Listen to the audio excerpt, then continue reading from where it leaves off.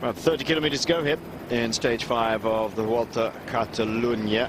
Michael Albasini, very plucky yesterday, hung on to the leader's white jersey with the green bands on it. Hanging in there with a group of very accomplished climbers, and quite a finish yesterday, Brian. I mean, not often we see a sprint finish with, what, 10, 12 climbers in it. No, I think normally we get a climbing stage, we don't get as long to the finish as yesterday. There was a lot of time. That's what we thought. It would split up in the climb, and there would be a group of, maybe we said at the time, 12 to 20 riders. There were quite a few riders in that group yesterday, and as you pointed out before we came on air, it was a sprint between a lot of climbers, and it wasn't pretty. There was 25 riders in that group that came into the finish yesterday, and Uran, as you said, pointed out, looks the strongest in the break, and they just held on. But yeah, we don't often see that. We often see that a kind of climb nearer to the finish, the climbers come together, a wee bit attacking, and they finish in maybe ones and twos. But yeah, it was. We don't often see climbers. We don't often see climbers sprinting it out in a group of 25 riders.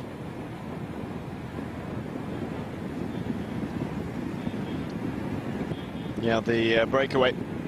They've been working well again together today. Nice to see Tomasz Marcinski in the breakaway again. Presumably they've got the correct graphics. Didn't get me tenner yet, but that's all right. And the peloton is beginning to try and get the speed up just a little bit. Green edge now have got a man towards the front. Yeah, just trying to get good position here as we hit the bottom of this climb, and you can just see the green edge boys have brought Albasini up towards the top. So as this breakaway of Matthias Frank for BMC just kicking on a wee bit at the bottom of this climb.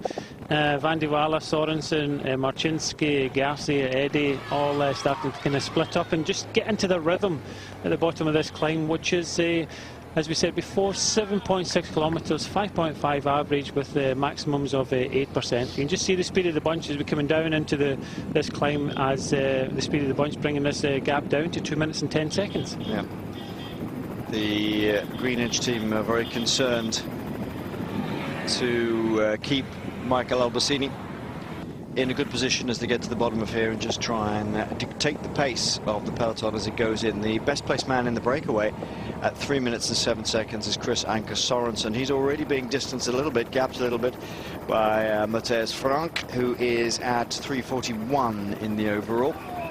And there is Matthias Frank. He seems to have been ridden up to the wheel off by Chris Anker, and then Van der Waal looks like the whole bunch together. I think probably Matthias Frank thought, no, I've just got to stay with these boys for a bit. Well, it's more so when you get to the bottom of the climb, everybody just takes a few seconds to get the rhythm. When you've been away for a long period of time, and you've had a fast section like that downhill section, you hit a climb, everybody's legs feel a wee bit like jelly, and Matthias Frank just kept the pressure on. But now that it's all regrouped, and Marcinski, the Polish champion, now getting dropped from the group, as looks as if Chris Anker Sorensen goes on to attack the King of the Mountains leader in the red jersey.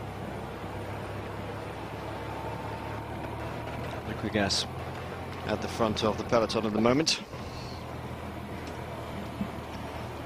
You just see the work done by the liquid gas rider, right to the bottom of the climb, swings over, finished for the day. He'll just ride up. This is for the man is sitting in third place, and just behind him, marking him, is Albasini, because he saw what happened yesterday. Sylvester Szmyd was probably the strongest of the climbers yesterday, and Albasini's thinking, right, if I can stay with this man as much as possible, he is the big danger.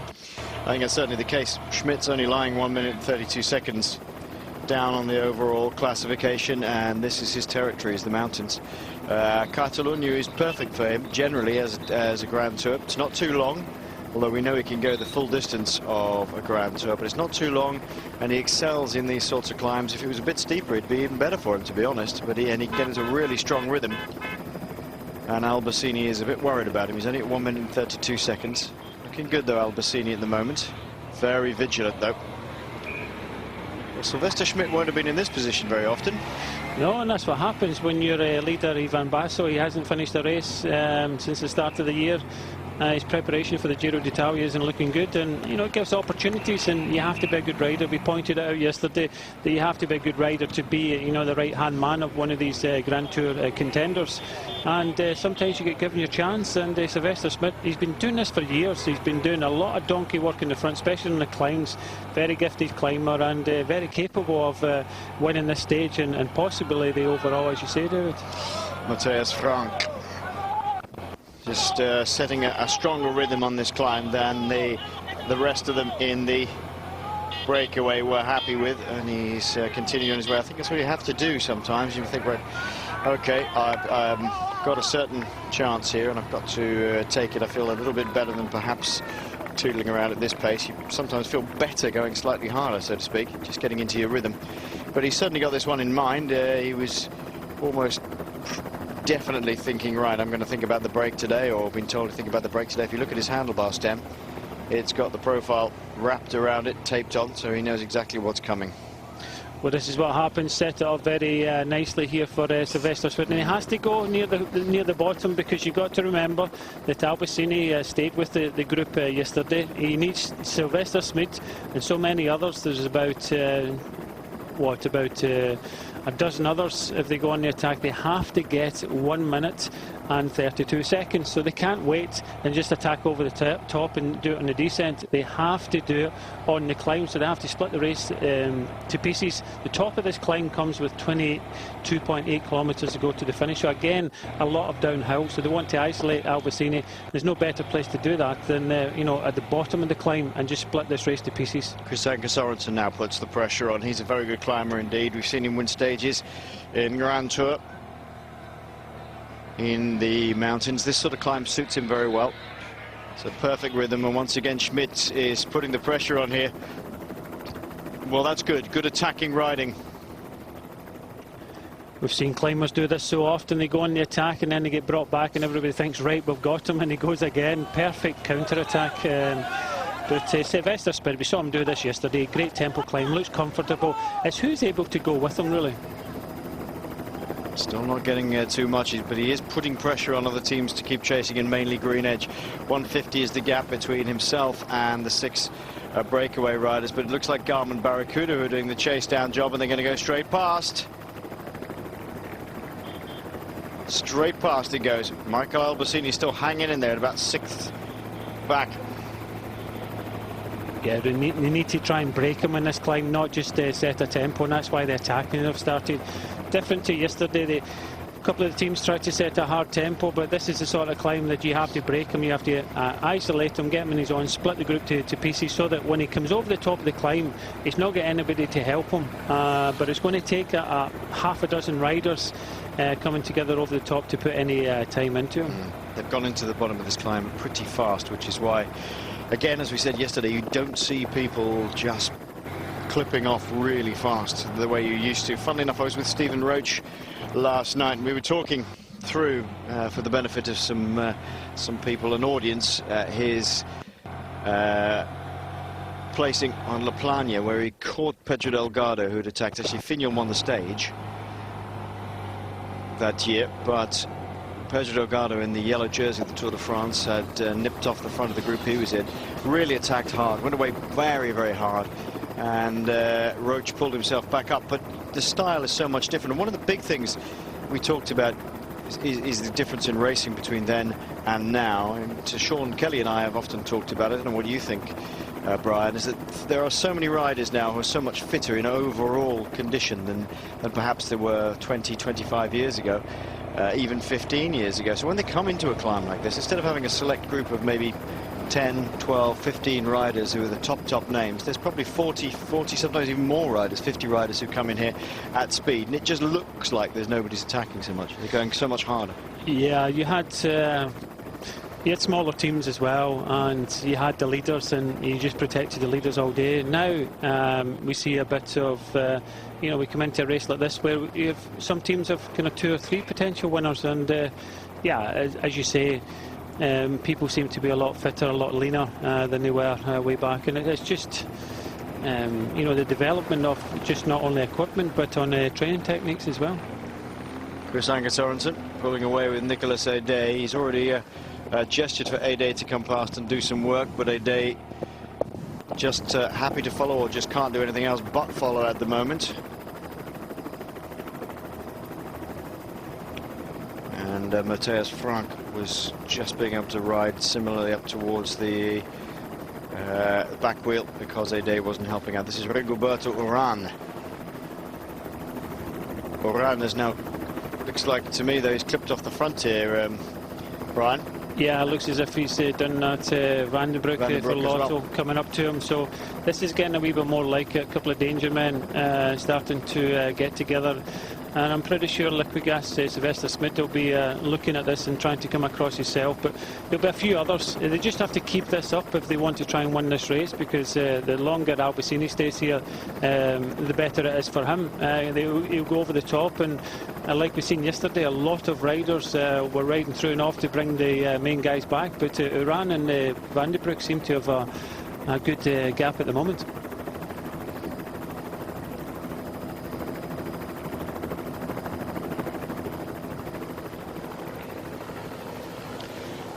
Jurgen van der Broek comes through to do a turn on the front. Rigoberto Uran waving the right elbow frantically.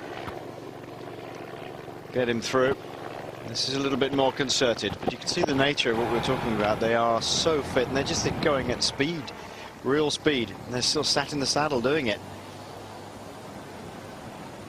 One of the things you noticed yesterday when you're watching Delgado in the yellow, it's just so much sort of all over the bike, fighting, you know, all about muscular power. These guys now, they just sit in the saddle and just go.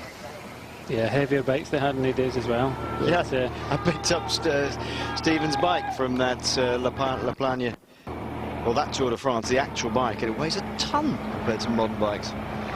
You can just see a bit of a kind of descent in the front group here as Sorensen trying to encourage the others to come forward, and I think the other Eddie and Garcia are kind of hanging on. He just has to concentrate on what he has to do. So again, back to the front of the chasing group, and it's Liquigas' Sylvester Szmyd bringing it back instead of trying to jump across it on his own. So still a big group left. Thing. Yeah, still a big group left in the main field. You're probably talking about 30 odd riders now.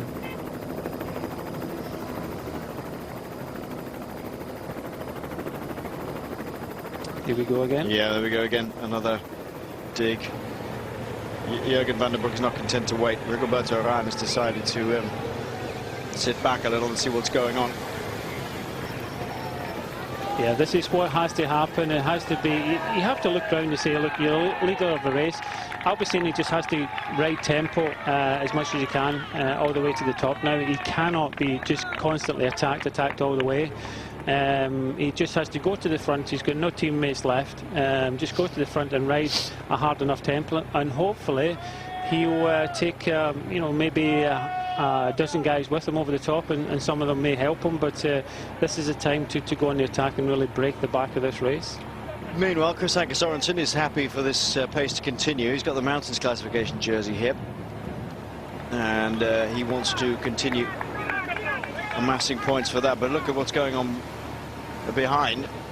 There you got Kiserlovski for Astana's joined them with it looks like Quintana, the Colombian in the Movistar team joined them. So again, Van der Broek looking good, and Kiserlovski and Quintana looked good yesterday, but they need a few more people to join them. It would be interesting to see who's actually doing the chasing, because earlier on when Uran went with Van der Broek, it was the team of Garmin Barracuda was doing some of the chasing. So again, that means to say that Dan Martin is probably feeling a lot better today than yesterday. Kiserlovski was one of the riders who attacked out by himself yesterday. Kiserlovski lying at 1 minute and 32 seconds in 10th spot overall. Nice to see Quintana, Tour of Murcia winner, very recently. And Jurgen van den Broek is doing well here. He's been able to flourish since the departure of Cadel Evans from this particular team. He's always had to work for somebody else before. It's often the way, isn't it, Brian, that you get riders who just have to be in the service of senior riders until that senior rider moves on or they move to another team. Joaquin Rodriguez is another example. There's nothing you can do about it. That's what you get paid to do. It goes back to what we were talking about years ago on the bikes and you know how fit the riders were. In their days, there was one leader and you had to do all the domestic duties for them.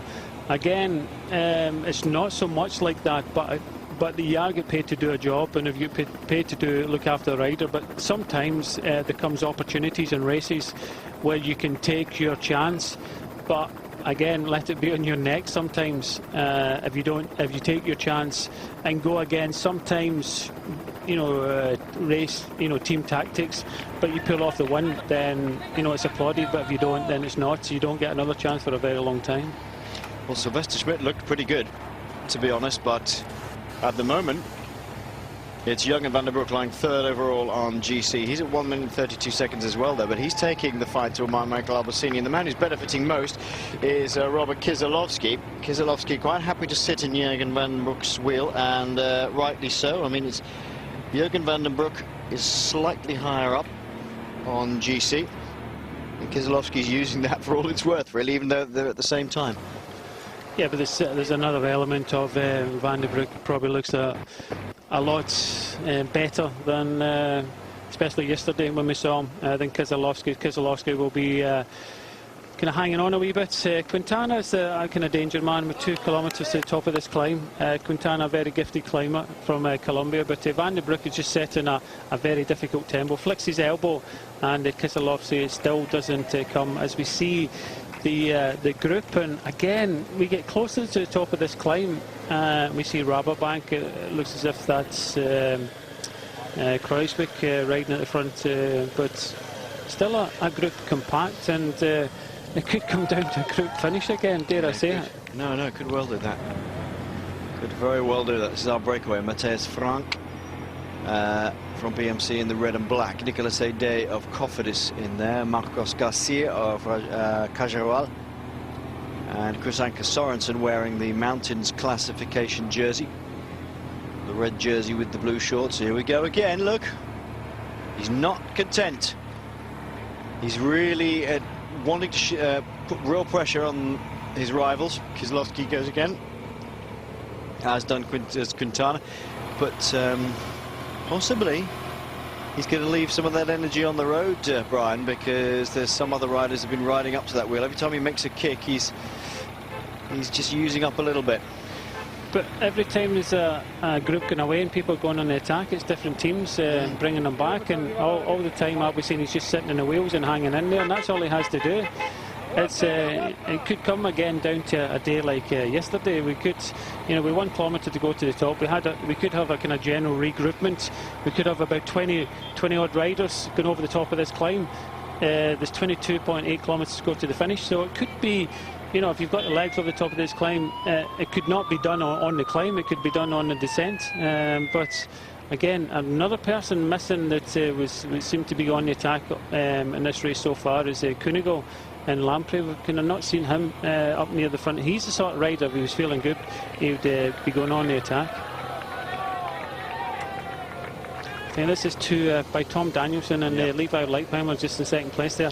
This to me is a little too late. They should have been attacking right from the bottom. I don't know, this is what they did, exactly what they did yesterday. Danielson went on the attack about 2/3 of the way up the climb. And Leipzig just quite happy to follow him. And once again, Rigoberto Uran still looks comfortable. You know, he looked comfortable when he pulled away from the group here, and went back into it, and he still looks comfortable to me. And so does Albasini. Yeah, so does Albasini, yeah. Yep, nobody there with him though. But to be honest, there's not that many members of all of the teams here. There's all sort of 1s and 2s. That's the thing. Nobody's going to control it because you've only got. I think yesterday we had 3 from BMC. You could have the same today, although the BMC have got a rider in front. That's if they manage to stay away in this last kilometre. But yeah, you're right. There's not many teams with big numbers. So again, it's going to be very tactical, a wee bit like yesterday, all the way towards the finishing line. Oh, great crowds come out. Really good to see them.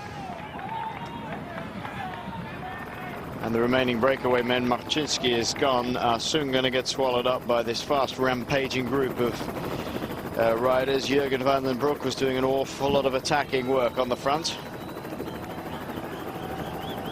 Perhaps he's taking a little bit of a rest at the moment as Levi Leipheimer takes up the pace, making ahead of Van den Broek. Then Danielson, then Cunego, Arroyo, looks like Quintana, sorry, is in there. Rigoberto, Uran. Where's Albasini? He's slipping back a little. Unless he's hiding. No, I don't think he's under pressure there. Yeah, I think this is the first time we've kind of really seen him. He did the same yesterday when he got a wee bit steeper towards the climb, but yeah. As I said, we've only got a few hundred metres to go to the top, and you know, he just has to hang in there. But again, you could have this group of main contenders. Try to see if Albasini's the white. I think he's the one just off the back. Yeah. But if he hangs in there, it's again the main contenders trying to hunt Albasini down will be just nullify each other. Yeah. Unless they all just look at each other and say, right, the first thing we've got to do is to kill off Albasini as they go over the top of the mountains classification. It's the breakaway. Chris Anker takes the points. Chris Anker Sorensen took the points at the top of this climb. Where is Albasini? Second from back now. Looks like De Gregorio. Nope. Albasini is just off the back, but he's hung in there pretty well, Brian. There's no real problem for that. No, again, this breakaway, when we get over the top, there's 3 riders here. The person that's going for the King of the Mountains is the best placed in overall, 3 minutes and 7 seconds. So everybody will be looking round. Cunego just keeps the pressure on. Levi just kind of looks around and, you know, to see who's there. He's not really worried. They're all looking. Again, Albasini just has to follow, because when we seen yesterday, everybody that was up there in this select group at 1:32, because there's no time bonuses, they're all chasing each other, and all Albasini has to do is just follow the wheels, and like we said yesterday, that's all he did, follow, and you know, held on to his jersey, and he could be doing that again today. Hardly any gap at all between these remaining 4 men and Damiano Cunego, who has leapt out from the group, taking his chances.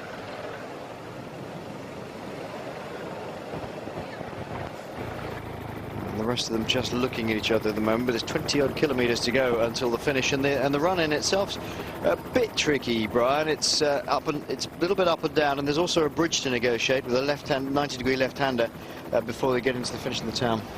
Yeah, it's fairly tricky. I'm just having a look at trying to see who's in this group. 1, 2, 3, 4. It's probably about a dozen riders in Cunego in there, but there's so many riders in this group still at 1:32. Yeah, that's the thing. And they're just letting you know, Albasini just hang in there, and so it looks as if it could be a good enough day to hang on to it, but they don't really want to give Cunego too much, and there's still the stage up for grabs as well. Damiano Cunego looks like he's going to bridge the gap across to our 4 remaining breakaway riders. What will he do then? Well, we'll tell you when we get back from this break.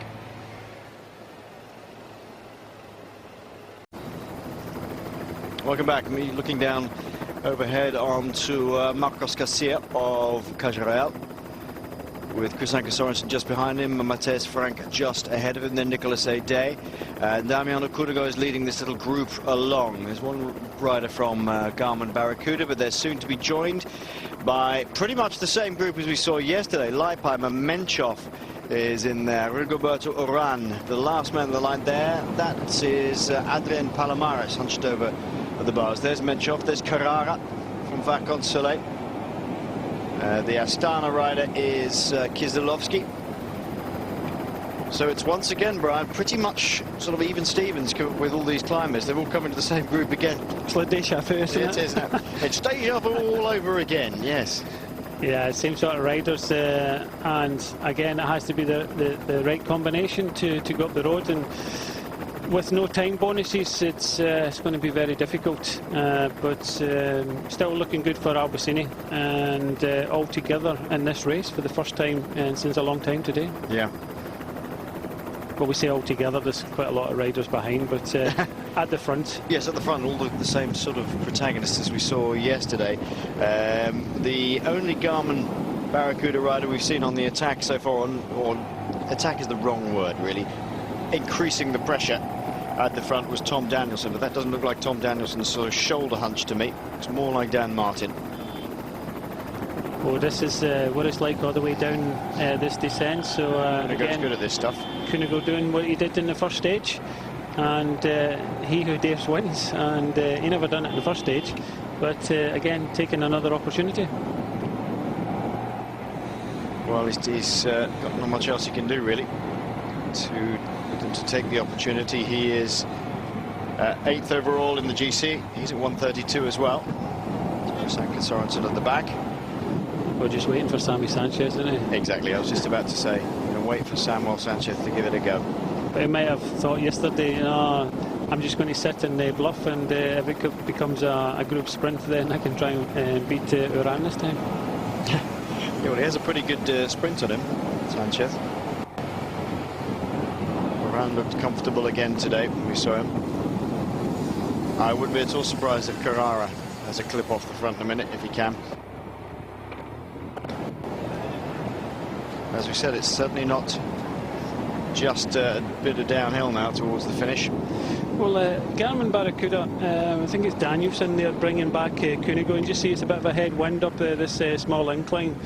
Dan Martin must be feeling a bit better today, and Dan has won kind of small group finishes. He normally wins them in Italy. He's got a good record in a lot of races there, but I don't know. He's got a good record in this race as well. Yeah, he has. He gave Valverde a right kick in one of these mountains a couple of years ago. Yeah, but in a small group, he's got a bit of a kick himself, so he'll be thinking he'd a tough time yesterday in that final climb, and hung on, but and still hung in there, and is lying at 4th overall. So if he gets up there in the sprint or tries to win the stage, then it'll move him even further up. So it's Dan Martin in the group, not at the front though. There is Martin in the middle of the group. He has that sort of style where if you look at him now, his shoulders pull up, his head sort of slightly tipped forward and into the middle of his shoulders. Danielson is the man right at the front. Just look at it here, David, right? We're into a bit of a headwind, right? And we've just gone up this climb. We've got the race leader just sitting there, and you know, there's nobody really going on the attack. There's another small group trying to come across on the back. Sorry, it's getting a bit dull, frankly. But Jurgen van der Broek put some pressure on and tried to ride people off the wheel, but it is difficult on a climb like this when everybody comes into the climb so fast. You really have to be something special to get away on something like this. Yeah, but it's the headwind that's deterring anything. It's nobody wants to push hard. Everybody's thinking now of the finish, and it's the headwind that's kind of dampening the speed out at the top of this climb now, because it's not an easy, fast descent. As we see, there's some inclines as we go through yet another tunnel with about 15 kilometres to go. Just a short one. And there's another one hard on the tail of this one as well. That is where we are. Halfway down, and as you can see, it's definitely not a plunge down to the line. Neither is it a run straight down when you get to the bottom either. There's quite a difficult run into the finish today. Just under a kilometre, there's a sharp 90-degree left-hander onto a bridge across the river in Manresa. This is what's going to happen again. Look, just get a time trial as well. Trying to time trial as well off the front. That's what he's going to do. No, they're just going to the GC contenders like Levi, Van der Broek, Cunego. The guys that are trying to chase back the time are going to just cancel each other out, and Albasini is just going to swing on the wheels. That's what's going to happen all the way to the finish again. You can see this happening all over again, like yesterday. It's going to come to probably a larger group finish than yesterday, with a few riders now on the back of this group. Yeah, the group swelled to about 25 as they've come back. As we get into the last 5 kilometres, 30 maybe. Yeah, as we get into the last 5 kilometres, a great opportunity for someone not up there in the 132 mark, a wee bit further down, to take a an opportunity to try and attack for the stage, because again, all the riders at 132 will just track each other and look at each other and not want to help each other, as we've seen over the last few kilometres. So hopefully in the last 5 kilometres we'll see a wee bit of attacking from some of the guys, just gaining their breath at the back of this group. Fantastic weather though here today. Really, really good as it is. It seems to be all over Europe at the moment, all over sort of northwestern Europe anyway. Up, there we go, look, there's a clip off the front here. And this time,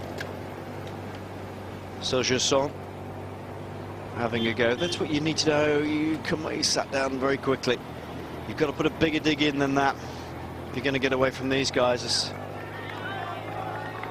And looks like Sanchez has gone, is it?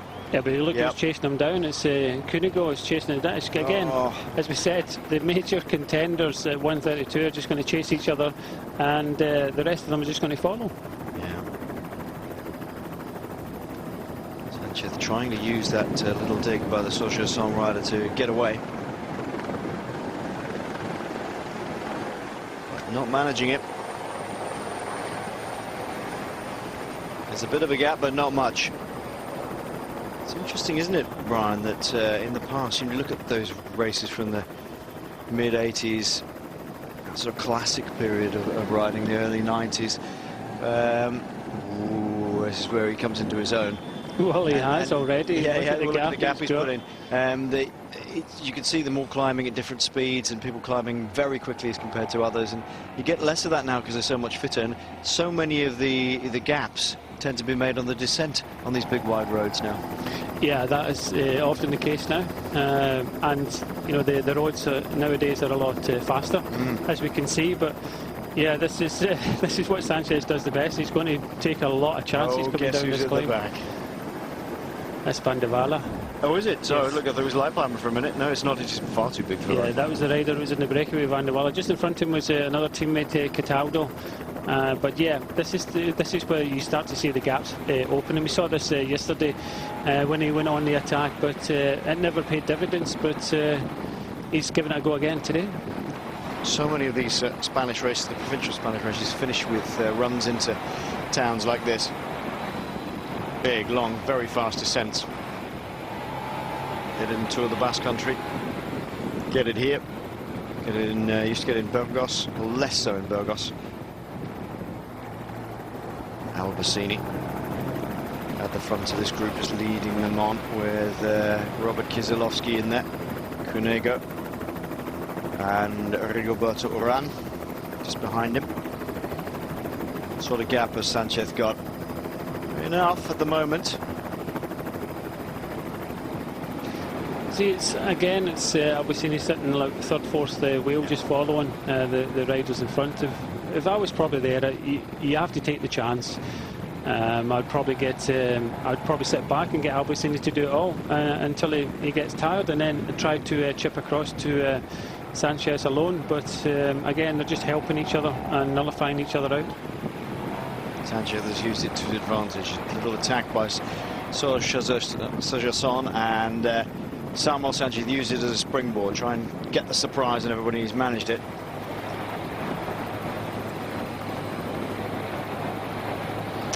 The Olympic champion trying to reduce his frontal area into the wind as much as possible. It's not something I'd recommend doing too much at home, but I tell you what though, if you ever try it, they make it. They look so smooth, don't they? But the bike is banging underneath you and smacking you in the jaw and all sorts. Don't try it when you're going at this speed. Don't go away to a holiday in Spain or somewhere like that and try to go downhill like this. These guys are on their bikes pretty much 5-6 hours a day, and they become one. These guys are professionals. So any amateur watching out there that don't really try this, I see them do it, and there are some consequences, but don't really try this at home. It's extraordinary. I've even seen riders in sportives in the UK with their hands dangling over the bars, holding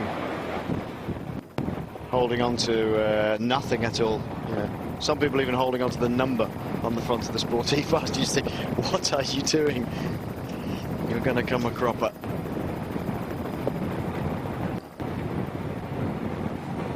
Well, the Olympic champion Samuel Sanchez on on the attack on the descent. This is the point where the pursuing riders will be able to close down on him.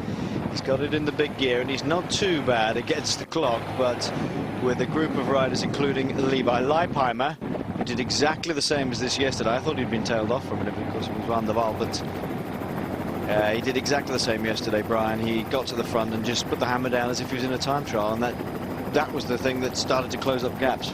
Yeah, to me, they're racing for second and third place, so yeah, you never know what's going to happen over the weekend, but again, Albasini's sitting there nicely. He's 132 up on a lot of these riders, and the other people up there in the overall contention are just chasing each other down. For Levi just to sit in the front when he's got two teammates a wee bit further back, just to bring back Sammy Sanchez for what? It's just the only person that's really helping is Albasini. Albasini's just sitting there, nose not in the wind, and he's probably having an easier ride today than he had yesterday. Yeah, definitely than yesterday. Looked a bit on the rivet now and again yesterday. But you know, with a race that has no time bonuses, intermediate time bonuses, no bonuses on the line, okay, it's much easier to organise and to think about, but it really doesn't give much incentive for some of these guys to attack it at various intervals. Robert Jasinka's in there now for Rabobank, so he's getting a wee bit better. He had a tough time yesterday. Yeah, he had a very tough time yesterday. So Samuel Sanchez, the catch is made. He's back in the group. Maybe you should have the sort of guerrilla points, sort of pop-up points. They should just announce them once the race is underway and say, there we are, we've got 3 seconds bonus or 10 seconds bonus at this point. Just randomly allocated to the top of a climb or something. Well, it looks as if Levi's going to go for the sprint today. Omega Farmer on the front, so again we've got a bunch of climbers here, and it's who's going to be the fastest. You think after yesterday that Uran would be one of the favourites. Sanchez has just put a hard effort in there. Cataldo's one of the riders that's leading Levi, so I'm not too sure that he'll be up there. So again, it'll be a battle, and I wouldn't put it past this guy. No, absolutely. I wouldn't put it past Albasini at all if it comes down to a bunch kick. He had a hard day yesterday. He seems to have recovered quite well today. And Uran, I think, again, is a man who could do reasonably well. As you say, Sanchez has just taken a big turn to put himself out of the wind in an attack. May not have too much in there. Yeah, no, they've got some reasoning now. Omega Pharma have got actually Levi Leipheimer, so they are riding for Cataldo for the win. Yeah. That's all you can do. Nobody was going to get anywhere, so you have to think of the stage, and that's what Omega Pharma have decided to do with 3 riders in the front group, Levi and Van der Waal. Van der Waal has already been in the breakaway today, so he's put in a tremendous performance and try and get a stage win out of it, because again they've not managed to dislodge Albasini. Albasini looks as if he's keeping that jersey on to the weekend, but again the stage win is up for grabs. So's your son has got 3 riders here, so looking good. Julien Simon is in the group. See how away he goes. Whoops, the puncture. Oh, Kunigo has a mechanical rear puncture for Damiano Kunigo. Oh dear. Just the wrong time for Kunigo to puncture. No way back much from there at this point, with these guys pulling on the front. Chuck bike on floor, need new bike. Mechanics should have been a little bit quicker. Away he goes. That's a difficult one for Kunigo. And you could see the whole group scattering actually as he put his arm up and started to slow down. That went down real quick, that one. Normally you could just ride along on a deflating tub, but that's completely flat, Brian. Looks like the carcass is split. Yeah, that's exploded. That's why it was kind of difficult for him to hold it. But he'll get back on. The other teams will help him. It's just unfortunate that's happened. But again, So's your son have 3 in this front group as well. They've lost 2 riders today of Poulies and Brice Fileux have climbed off. So It's been a good effort for them having 3 riders in this front group, same as Omega Pharma.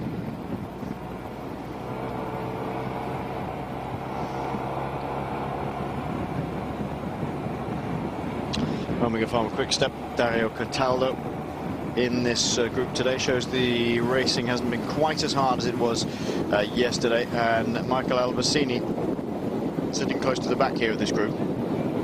Now moving up on the right-hand side of the bunch of riders. Yeah, difficult for Koenigo, that one. But you can see all the riders moving very smartly to the left or the right, which would indicate not just a flat, but it just went bang and everybody heard it.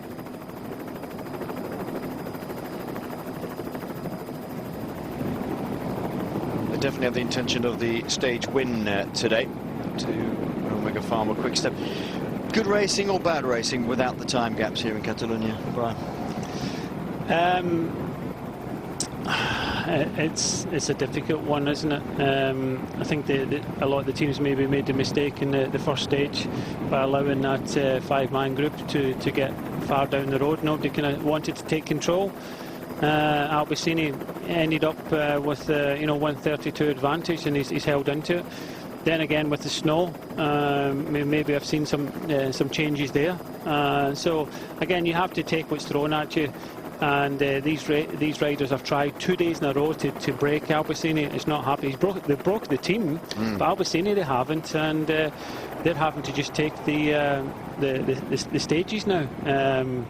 The race yesterday with the Uran winning the stage, and I think Sean Yates must have been thinking, right, we're still in the race, Uran's still there, there's great possibilities, he looked good.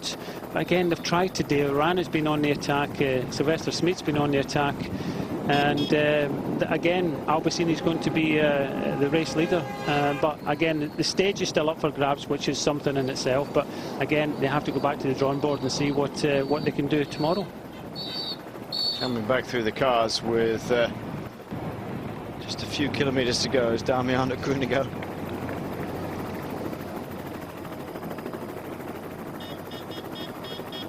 One rider from Euskaltel in there. It is Samuel Sanchez. This is where we are, almost at the finish. Now begins to rise, then drops again, and there's a rise to the finish as well. Oh, Carrara's the person that's got on Cataldo's wheel. Oh, Carrara's got a fairly decent kick, actually, you know, for a climber. Kruijswijk trying to move up around the outside. And there is Koenigo. Oh, he's struggling a wee bit. Yep. You see that, what happened there? Just the standard car just closed the gap for him a wee bit. Could see he was struggling, so they're all trying to help each other out.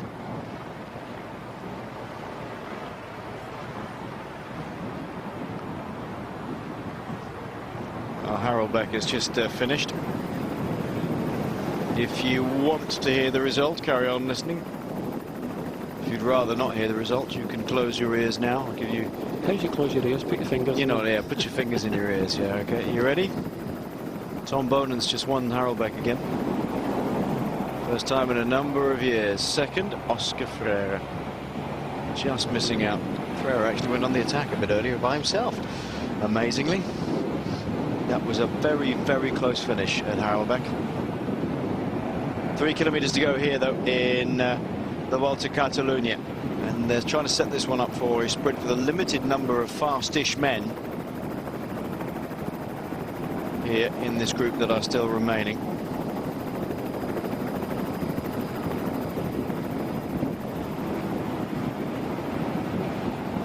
Pharma quick step are really they've done all the work for the last about 6 or 7 kilometres, Brian. Yeah, it's been a good effort, and nice to see actually Levi repay Cataldo for some of the efforts he made a couple of days ago. So it's a good team effort. And just looking at some of the other teams that we've seen, that 3 Sour Associates are there. We've got 3 riders from Katusha, so not many teams with many riders in this front group, as we see only one Liquigas rider with Sylvester Szmyd just sitting there with 6 back. Frank van den Broek is on Carrara's wheel. One rider for Sour Soldier's Son is up on Carrara's wheel, all getting a wee bit touchy. Yeah, it's we're not even in the last kilometre yet. No, but the pace has been driven along pretty hard at the front. by Omega Pharma. Here is the run. Well, they want to get towards the front, Brian, because we have, with just a kilometre to go, to take that 90-degree bend over a bridge, and they'll want to get into a decent position within just before that bridge, because if you get caught out there with less than a kilometre to go, there's not going to be any way to even get back into a sprinting position. Yeah, exactly. That's it. As Van de Walle just pulls over to the left-hand side now, and now it's down to Levi to do the last kind of kilometre on the front to try and unleash Cataldo for the sprint. But you can see them all queuing up, just waiting for the sprint now. Yeah, Cataldo's not going to have this one easy. There's no doubt about that. So there's a whole bunch of riders.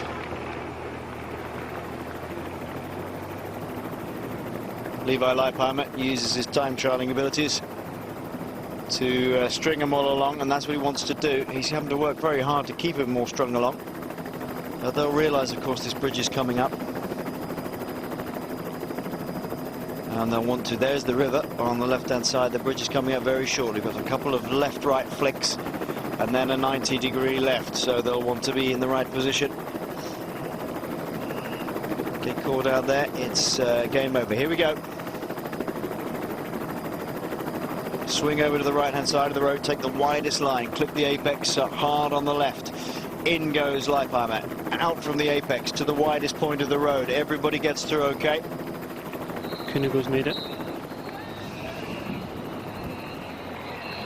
Into the last kilometre with Kunogo back into the group and trying to work his way up, but I don't think he's going to get much further than the back third of this group now. Cataldo follows Levi Leipheimer as Kunogo tries to move up a little further. The overhead shot shows just how stretched out they all are. Uran looks dangerous to me. Again, he's lying, what, about fifth back at the moment. The Quintana on the far right-hand side for Movistar. Little uphill finish, little uphill dig. Where is Michael Albasini? This is interesting. I think he's just laying off the sprinting at the front of the moment. There he's on the right-hand side. Kunogo's right up there. Quintana in the middle. Cataldo opens up on the left-hand side. I think that is Julien Szmyd from Sogesson, but I wouldn't put it past him. But look at Albasini come up on the right-hand side.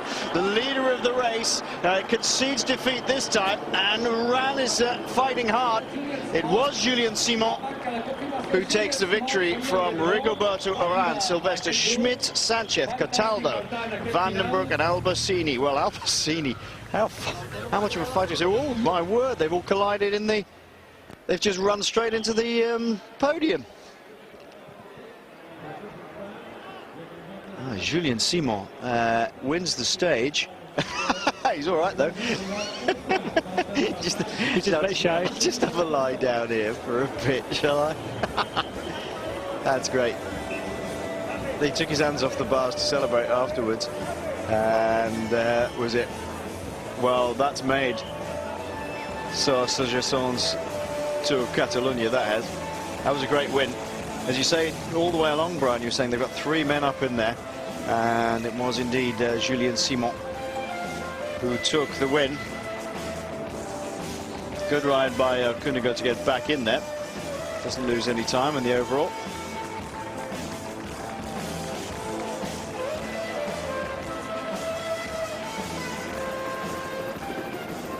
Well, great ride by Michael Albasini again today, sticking with them. Right, he even had to go for the sprint at the end. Look, it wasn't that far off, and then he decided, nah. Well, I just think his legs decided for him. Yeah, exactly. And if people watching this will be thinking, well, he's looking tired, because normally, you know, he was in a good position, but Uran looking strong just there, coming up in Szmyd, just holding them all off. Sanchez again will be kicking himself. Why did I make that big effort? Yeah, and exactly. You know, pay for it now.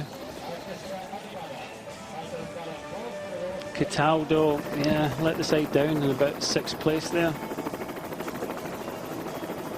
Yes, unfortunately, all that work done by Omega Pharma Quick Step, and it didn't happen. And Sogesson, you can see the riders behind, looking up over the top of the bunch. Just turn left, straight into the podium. Let's have a look. Julien Szmyd pushing for the line. Gets the win, lifts his arm up in the air, and I'd love to see what happened then. He just ran straight into the podium. He won't mind.